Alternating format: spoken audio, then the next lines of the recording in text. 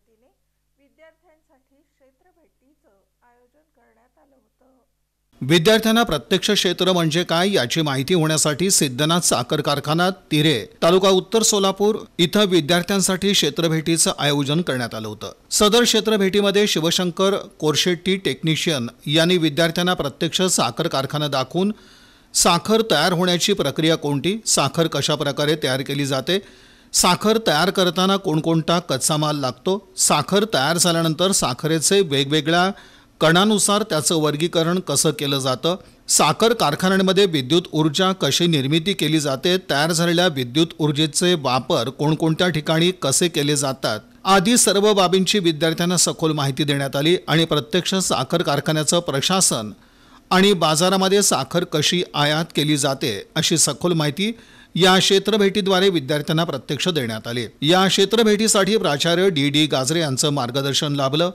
ही क्षेत्रभेट यशस्वी होण्यासाठी अनिल फराडे, रोहित होटकर, अतुल बुनगे, राणी राऊत आदींनी परिश्रम घेतले।